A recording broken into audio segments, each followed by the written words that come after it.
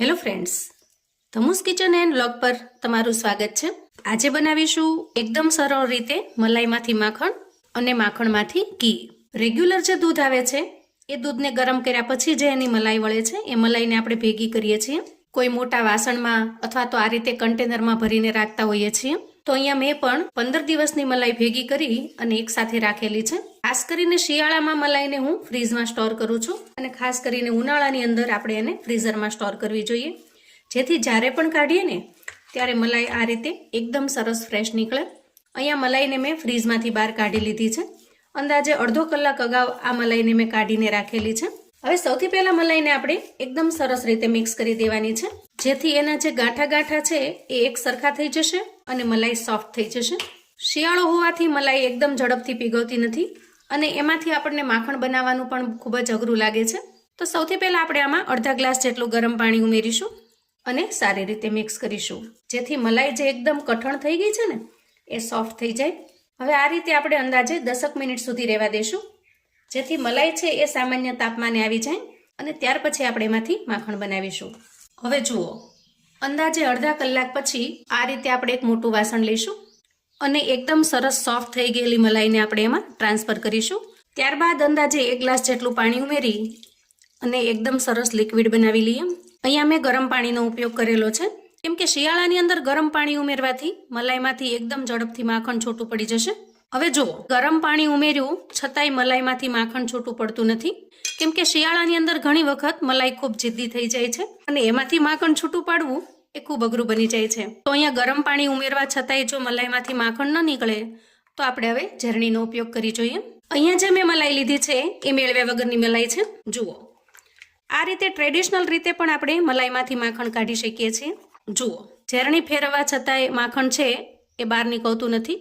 આપણે મલાઈમાં ગરમ પાણી નાખી જોયું છે અને ઝરણીની મદદથી એને મથી પણ જોઈ છે, છતાં પણ અહીંયા માખણ નીકળવાનું નામ લેતું નથી। તો મિત્રો, શિયાળામાં જ્યારે મલાઈમાંથી માખણ બનાવવામાં ખૂબ તકલીફ પડે અને કોઈ પણ પ્રયત્ન કરવા છતાં પણ માખણ ન નીકળે ત્યારે આપણે અજમાવીશું એક સિક્રેટ વસ્તુ, અને આ સિક્રેટ વસ્તુને માત્ર 3 થી 4 વખત ફેરવવાથી એકદમ ઝડપથી આપણે મલાઈમાંથી માખણ કાઢીને તૈયાર કરી શકશું। આ રીતે આપણે 3 થી 4 સેકન્ડ સુધી મલાઈની અંદર ફેરવી લેવાનું છે। જુઓ, અહીંયા માત્ર 2 સેકન્ડની અંદર જ મલાઈમાંથી માખણ છૂટું પડવા લાગ્યું છે। અહીંયા તમે જોઈ શકો છો કે ધીરે ધીરે મિશ્રણ ઘાટું થવા લાગ્યું છે અને સાઈડ ઉપર માખણ પણ છૂટું પડવા લાગ્યું છે અને 4 સેકન્ડની અંદર તો માખણ એકદમ સરસ સપાટી ઉપર આવી ગયું છે। અહીંયા તમે કિનારી ઉપર અને સપાટી ઉપર જોઈ શકો છો। જુઓ, તો આ રીતે 4 થી 5 સેકન્ડની અંદર જ તમે મલાઈમાંથી માખણ બનાવીને તૈયાર કરી શકશો। ખૂબ જ ઝડપથી અને ફટાફટથી બનતી આ રીત છે।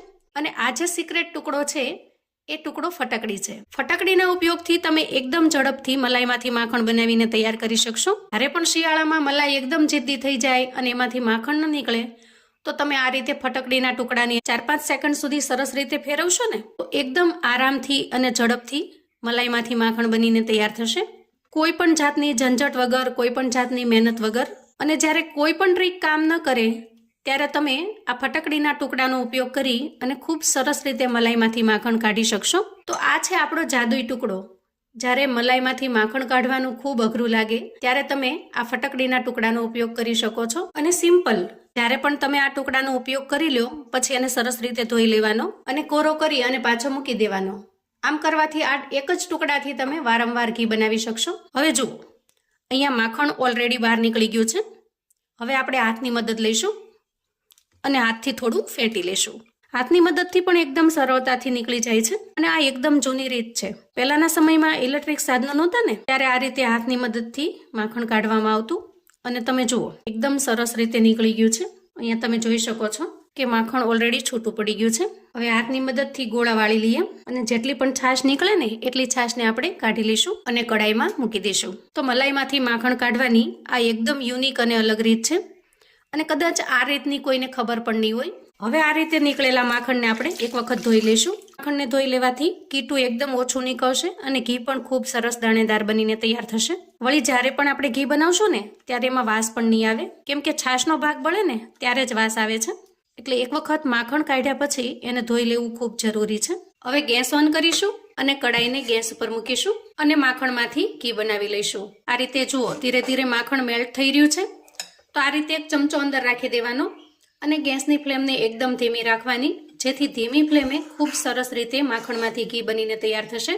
સાથે સાથે તમે રસોડાનું કામ પણ કરી શકશો, કેમ કે આ રીતે ચમચો અંદર રાખેલો હોવાથી ઝડપથી ઉભરાશે પણ નહીં. હવે જુઓ, અહીંયા માખણ કાઢતા જે દૂધનો ભાગ વધ્યો છે એમાંથી આપણે ખૂબ સરસ પનીર બનાવીશું. આપણે મોટે ભાગે આ ભાગને ફેંકી દઈએ છીએ, આનો કશો જ ઉપયોગ કરતા નથી, કેમ કે આપણે સમજીએ છીએ કે આ નકામી વસ્તુ છે, પણ બિલકુલ નહીં. જુઓ, આજે આપણે આમાંથી એકદમ સરસ પનીર બનાવીશું. તો એના માટે દૂધનો જે ભાગ છે એને આપણે એક તપેલીમાં લઈ લઈએ અને એક બાજુના ગેસમાં ધીમા તાપે ઘીને થવા દઈશું અને એક સાઈડ આપણે પનીર બનાવી લઈશું. આપણે જ્યારે દૂધમાંથી પનીર બનાવીએ છીએ ત્યારે દૂધને એક ઉફાળ આવે ત્યાં સુધી ગરમ થવા દઈએ છીએ, પણ અહીંયા આપણે એક ઉફાળ આવે ત્યાં સુધી ગરમ કરવાનું નથી, માત્ર થોડું ઉફાળું ગરમ થાય ત્યાં સુધી ગરમ થવા દેવાનું છે. થોડું ગરમ થાય એટલે આપણે અડધા લીંબુનો રસ ઉમેરીશું. ગેસની ફ્લેમને આપણે મીડિયમ પર રાખેલી છે અને ત્યાર પછી થોડું ચલાવી લેવાનું. તો જુઓ, આ રીતે એમાંથી પનીરનો ભાગ છૂટો પડવા લાગે છે. એકદમ આસાનીથી ખૂબ જ સરળ રીતે માત્ર 5 મિનિટની અંદર તમે પનીર બનાવીને તૈયાર કરી શકો છો. અને આપણી મલાઈ છે એ મેળવ્યા વગરની હતી, એટલે એમાં જે કાંઈ ભાગ હતો એ દૂધનો ભાગ હતો. જુઓ, અહીંયા પનીર બનીને તૈયાર થઈ ગયું છે. હવે એક વાસણ ઉપર આ રીતે કોટનનો ટુકડો મૂકીશું અને એમાં પનીરના ભાગને કાઢી લઈશું. ત્યાર પછી કપડાને આ રીતે આપણે ભેગું કરી લઈએ. હવે થોડું પાણી નાખી અને પનીરને ધોઈ લેવાનું, જેથી એના અંદર જે લીંબુની ખટાશ હોય એ નીકળી જાય. જુઓ, અને આ રીતે બધું જ પાણી આપણે નિતારી લઈશું. અંદાજે 100 ગ્રામ જેટલું પનીર બન્યું છે. તો આજનો વિડીયો 0 વેસ્ટેજ છે. મલાઈમાંથી માખણ અને માખણમાંથી ઘી અને પનીર બનાવી શકીએ. આ પનીર થોડું હાર્ડ હોય છે, કેમ કે આના અંદરથી જે ક્રીમનો ભાગ હોય છે એ માખણમાં જતો રહે છે. તો આ પનીરમાંથી તમે પનીર ભુરજી બનાવી શકો છો, પનીરના પરાઠા બનાવી શકો છો, અને રેગ્યુલર પનીરની જેમ તમારે ઢાળવું હોય તો એને ઢાળી પણ શકો છો. આ રીતે કોઈ કાણાવાળી પ્લેટ લઈ એના પર મૂકી દઈશું અને ત્યાર પછી થોડું વજન મૂકી દઈએ, જેથી એકદમ સરસ રેગ્યુલર જે આપણે પનીર બનાવીએ છીએ એવું સરસ બનશે.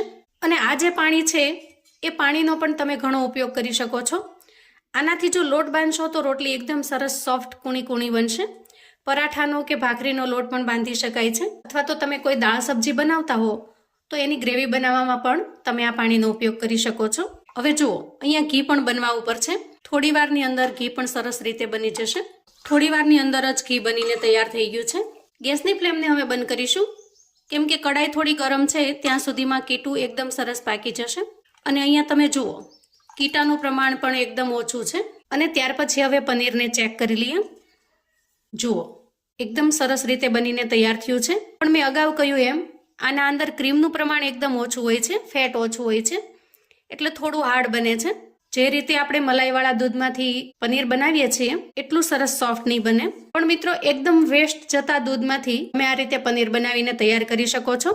જે વસ્તુને આપણે એકદમ વેસ્ટ સમજીએ છીએ એમાંથી પણ સરસ રીતે પનીર બની શકે છે. અને હવે તૈયાર થયેલા ઘીને પણ ગાળી લઈશું. તો ખરેખર મિત્રો, આજનો વિડીયો તમને ખૂબ જ ઉપયોગી થશે. તો આવું અવનવું જાણવા માટે અને મને સપોર્ટ કરવા માટે ચેનલ પર જો તમે નવા છો તો પ્લીઝ ચેનલને સબસ્ક્રાઈબ કરો.